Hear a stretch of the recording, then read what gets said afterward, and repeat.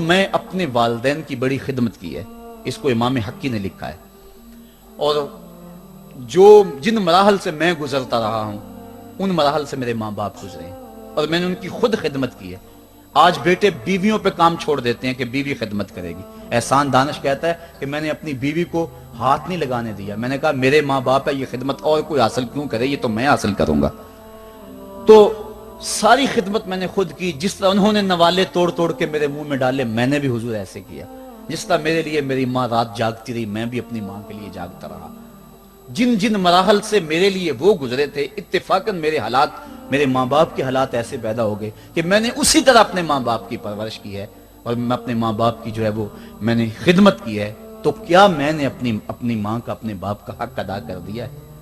تو حضور نے ارشاد فرمایا تو نے ایسے ہی خدمت کی ہوگی، لیکن جب تیری خدمت تیری ماں کرتی تھی تو ساتھ ساتھ تیری زندگی کی دعائیں مانگتی تھی، اور جب باپ بوڑھا ہو گیا تھا، ماں بوڑھی ہو گئی تھی، آزاد شل ہو گئے تھے، فالج میں مبتلا تھے، تو ان کے لیے زندگی کی دعائیں تو نہیں مانگتا تھا، تو یہ کہتا تھا اللہ انہیں پردہ دے دے۔ تیری ماں نے تو کبھی تیرے لیے پردہ نہیں مانگا تھا، بیٹا لولا ہو، بیٹا لنگڑا ہو، ماں کبھی نہیں کہتی بیٹے کو ڈاکٹر جواب دے دیں، ماں کبھی نہیں کہتی کہ میرے بیٹے کو اللہ پردہ دے دے، ماں یہی کہتی ہے مالک مجھے لے لے، میرے بیٹے کو زندگی دے دے، میں سب کچھ بیچ دیتی ہوں، اپنا زیور بیچ دیتی ہوں، میرے بیٹے کی صحت بچ جائے، میرے بیٹے کی زندگی بچ جائے۔ ماں کی موجودگی میں کوئی کہہ بھی نہیں سکتا، باپ کے لیے تو کہہ دے، ماں کے لیے تو کہہ دے بڑی تکلیف ہے تیرے باپ کو، بڑی تکلیف ہے تیری ماں کو، اللہ کرے اب پردہ ہی عطا کر دے۔ خود نہیں کہتا تو کسی سے یہ سن سکتا ہے بندہ، لیکن ماں سن سکتی ہے کوئی کہے اللہ تیرے بیٹے کو پردہ دے دے۔ تو فرمایا جب وہ تیری خدمت کرتے تھے تو وہ تیری زندگی کی دعائیں مانگتے تھے، اور جب تو خدمت کرتا تھا تیرے دل میں ان کے پردے کی آرزو تھی۔ فرمایا تو جتنی مرضی خدمت کی ہے، ماں کی خدمت کا بدل کیسے ہو سکتا ہے؟ تو ماں باپ کی خدمت انسان کر ہی نہیں سکتا تو پھر کیا کرے؟ عرض کرے اللہ میں تو خدمت نہیں کر سکتا، تو ان کے اوپر رحم فرما دے۔ ماں باپ کے لیے دعا کرے۔ علماء نے یہاں بیان فرمایا ماں کافر ہو تو پھر بھی دعا کرے، باپ کافر ہو تو پھر بھی دعا کرے، مومن ہو تو پھر بھی دعا کرے، گناہگار ہو پھر بھی دعا کرے، نیکوکار ہو پھر بھی دعا کرے، دعا نہ چھوڑے۔ حضرت ابو ہریرہ رضی اللہ تعالیٰ عنہ فرماتے ہیں میری ماں کافرہ تھی اور میں حضور کا غلام، اور ماں ہر وقت اپنی دھن میں اور میں اپنی دھن میں ہوں۔ حضرت ابو ہریرہ کے بھائی کوئی نہیں ہے، باپ فوت ہو گئے ہیں، بہن کوئی نہیں ہے، ابھی شادی بھی نہیں ہوئی، دنیا پہ رشتہ ہی کوئی نہیں سوائے ماں کے۔ گھر آتے ہیں تو ماں سے بات کرنی ہوتی ہے، جو سن کے آتے ہیں ماں سے وہ دکھ کھولنا ہوتا ہے، بات کرنی ہوتی ہے، حضور کی باتیں سنانی ہوتی ہیں، لیکن ماں ہے اتفاق سے کافرہ ہے، حضور کی بات وہ سننا گوارا نہیں کرتی۔ حضرت ابو ہریرہ کو اور بات آتی کوئی نہیں، وہ تو کرتے ہی حضور کی باتیں۔ ایک دن حضور کی بات چھیڑی، ماں کی زبان سے کوئی جملہ ایسا نکلا جو سخت تھا، گوارا نہ ہوا، چھوڑ دیا گھر کو۔ ماں تیری عظمت کو سلام، لیکن رسول اللہ کے مقابلے میں تیری کوئی شان نہیں ہے۔ گھر سے نکلے، لیکن نکلے تو پاؤں ڈگمگا رہے تھے کہ دنیا پہ ایک ہی رشتہ تھا وہ بھی جاتا رہا۔ چند قدم چلے تو دل میں خیال آیا سارے دکھوں کا جو مداوع کرتا ہے مساقہ کی بارگاہ میں یہ دکھڑا کیوں نہ بیان کر دو۔ دریائے رحمت جوش میں تھا، وہ دلوں کی حالتیں بوجھ لینے والے آقا نے پوچھا ابو ہریرہ کیا ہے؟ عرض کی حضور میری ماں کی ہدایت کے لیے دعا کر دو۔ یہ کہا اور پھوٹ پھوٹ کے رونے لگے۔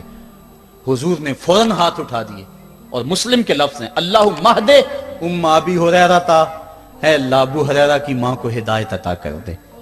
بس یہ بات سنی حضرت ابو ہریرہ کا چہرہ کھل اٹھا، اپنے گھر کو دوڑ لگا دی۔ کوئی رستے میں ملا، کہا ابو ہریرہ اتنی تیز تو تم کبھی نہیں دوڑتے تھے، آج کیا ہوا؟ اتنی تیز تیز کیوں دوڑ رہے ہو؟ کہا آج ہی تو دیکھنا چاہتا ہوں کہ گھر پہلے میں پہنچتا ہوں یا میرے آقا کی دعا پہلے پہنچتی ہے۔ حضرت ابو ہریرہ فرماتے ہیں جب میں گھر پہنچا تو دروازہ بند تھا، میں نے دستک دی، اندر سے آواز آئی بیٹا ٹھہرو میں آتی ہوں۔ کہا اس لہجے کو جان گیا، اس میں محمد کی بولی بول رہی ہے۔ کہا تھوڑی دیر کے بعد میری ماں آئی، تازہ غسل کی وجہ سے اس کے بالوں سے پانی کے قطرے ٹپک رہے تھے، اور میری ماں زنجیر کھول رہی تھی، اس کے لبوں پہ شہادت کا کلمہ جاری تھا۔ تو والدین کے لیے مغفرت کی دعا کرتے رہیں، والدین کی بخشش کی دعا کرتے رہیں۔ والدین جب دنیا پہ ہوتے ہیں تو اللہ کی رحمت کا گھنا سایہ ہوتے ہیں، لیکن جب دنیا سے چلے جاتے ہیں ان کی قبر سے بھی فیض ملتا ہے اور سکون اور طمانینت ملتی ہے۔ والدین فوت ہو جائیں تو ان کے حق ختم نہیں ہو جاتے، बल्कि हदीस में आता है 4 हक ऐसे हैं वालिदैन के जो मरने के बाद भी औलाद के जुम्मे बाकी रहते हैं। अस्सलात, उनके ऊपर नमाज जनाजा पढ़ी जाए। दूसरा हक अल इस्तिगफार लहुम, उनके लिए बख्शिश की दुआ करते रही जाए, मुसलसल दुआ की जाए बख्शिश की उनके लिए। और एक रिवायत में मैंने पढ़ा है अगर कोई बंदा, उसके वालिदैन हालत नाराजगी में फौत हो गए, वालिदैन नाराज थे, मौका ना मिल सका मनाने को और वालिदैन फौत हो गए, तो हदीस में आता है कि वो कसरत के साथ, एक तो अपनी खाला के साथ, माँ अगर फौत हुई है तो बाप हुई है तो बाप के भाइयों के साथ उसने सलूक करे, बाप खुश होगा। दूसरा, कसरत के साथ अपने वालिद के लिए इस्तिगफार, वालिदा के लिए इस्तिगफार करता रहे। जब कसरत से इस्तिगफार होता रहेगा तो इसके वालिदैन राजी होंगे, अल्लाह इसके गुनाह को माफ फरमा देगा। दूसरा हक वालिदैन का यह है इस्तिगफार लहुम, उनके लिए बख्शिश की दुआ की जाए, हदीस में आते हैं। तीसरा हक बिर्रुल अस्दिका, माँ की सहेलियों, बहनों और रिश्तेदारों के साथ, और बाप के दोस्तों, भाइयों और रिश्तेदारों के साथ उसने सलूक किया जाए। और चौथा हक इंजाजुल वाद, वादों को पूरा करना, यानी माँ ने या बाप ने जो वादे किए हुए थे, मस्जिद से कोई वादा था, मदरसे से वादा था, किसी फलाही तंजीम से वादा था, किसी गरीब से इयानत का वादा था, या उनसे उनका मामूल था इयानत करने का, तो जो उनके मामूलात हैं अच्छाई के, उनको जारी रखा जाए और उस सिलसिले को बाकी रखा जाए। तो ये 4 हक ऐसे हैं जो वालिदैन के मरने के बाद भी औलाद के जुम्मे बाकी रहते हैं। अल्लाह के हबीब सल्लल्लाहु अलैहि वसल्लम के वालिद उस वक्त इंतकाल कर गए थे जब हुजूर शक में मादर में थे, वालिदा उस वक्त इंतकाल कर गई जब उम्र 6 साल थी। अबवा की रेत के टीले हैं, मदीनातुल मुनव्वरा से वापसी है, हजरत आमना, हजरत उम्मे ऐमन और हुजूर, 3 नफूस पे मुश्तमिल ये काफिला है, 2 ऊंट हैं। हजरत आमना को बुखार हो गया, जान गई कि ये मेरा बुखार जानलेवा साबित होगा। उम्मे ऐमन को बुलाया, हुजूर का हाथ पकड़ के उनके हाथ में देते हुए कहा, उम्मे ऐमन, मेरे इस बेटे को बहफाजत अमीर कुरैश अब्दुल मुत्तलिब तक पहुंचा देना। और फिर अपने बेटे को पास बैठाया, सर पे हाथ रखा, प्यार करना चाहा और कोई बातें करना चाही, लेकिन जबत के सारे पैमाने टूट गए, आंखों से आंसू निकलने लगे। बेवा माँ ने जब अपने दुर्रे यतीम के सर पे हाथ रखा तो फिर अरब की रेत के जर्रे भी रोने लगे। सैयदा आमना ने रोते हुए चंद जुमले कहे जो इब्ने हशाम ने महफूज किए। कहा, बेटा, हर नई चीज ने पुरानी हो जाना है और हर बाकी ने फना हो जाना है। मैं भी जा रही हूं, वह जिक्री बाक, लेकिन मेरा जिक्र नहीं मिटेगा। वह वलत तो तुहरा, इसलिए कि तेरे जैसा पाकीज़ा बेटा छोड़ के जा रही। जिन माओं के बेटे इतने अच्छे हों उन माओं का तज़किरा नहीं मिटा करता। ये जुमले कहे, उसके बाद हजरत आमना ने आंखें बंद कर ली। हुजूर अलैहिस्सलातु वस्सलाम अपनी माँ की के जस्त पे फूट फूट के रोए। रेत के टीले में माँ की तदफीन की, ऊपर मिट्टी अंढेल दी, आंसुओं का छिड़काव किया। आज हो भी क्या सकता था, मदीना तो रसूल में हुजूर की वालिदा फौत होती तो आका करीम के लिए, माँ के लिए कितने सहाबा जनाजे में आते, कितने लोगों का हुजूम होता, जन्नत से फरिश्ते भी फूल लेकर आते। लेकिन आज ना कोई जनाजे में शामिल है। वो क्या, किसी ने कहा, तुझे किन फूलों से हम कफन दें, तो जुदा ही ऐसे मौसमों में हुआ जब दरख्तों के हाथ फूलों से खाली थे। हुजूर आंसुओं का छिड़काव किया और उम्मे ऐमन के साथ चिमट के बैठ गए और हजरत उम्मे ऐमन ने जनाब अब्दुल मुत्तलिब तक पहुंचाया। और 8 साल की उम्र थी कि अब्दुल मुत्तलिब रजी अल्लाह तआला अन्हु का भी इंतकाल हो गया। इब्ने हशाम ने लिखा है, जब अमीर कुरैश का जनाजा उठा तो पूरा मक्का उमड़ आया। और एक बच्चा था जिसकी उम्र 8 साल होगी, वो कभी इस दीवार से लग के रोता था, कभी उस दीवार के साथ लग के रोता था। फिर शाब अबी तालिब की सख्तियां भी झीली, आमुल हुज़न का गम भी काटा, ताइफ के बाजारों में पत्थर भी खाए, पत्ते खा खा के भी गुजर औकात हुआ। मक्के के बाजारों में ओजरियां भी डाली जाती रहीं, खुदे हुए गढ़ों का सामना भी किया, बिछे हुए कांटों से भी गुजरना पड़ा। लेकिन आज वो वक्त है कि अल्लाह ने हुक्म सादर कर दिया, पत्थर मारने वाले सुन लें, कांटे बिछाने वाले सुन लें, राह में गड़े खोदने वाले सुन ले, मेरे नबी की आवाज से अब तो आवाज भी ऊंची ना होने पाए। उम्र का सरमाया जाया कर दूंगा, तुम्हारे नामा अमाल में एक नेकी भी नहीं रहेगी। अगर नबी से मिलना चाहते हो डायरेक्ट ना आ जाओ, पहले घर जाओ, फिर कोई चीज लो, फिर बाजार जाओ, कोई फकीर ढूंढो, उसको सदका करो, फिर मेरे नबी की चौखट पे आओ, तुम्हें पता चले किस चौखट पे आ रहे हैं।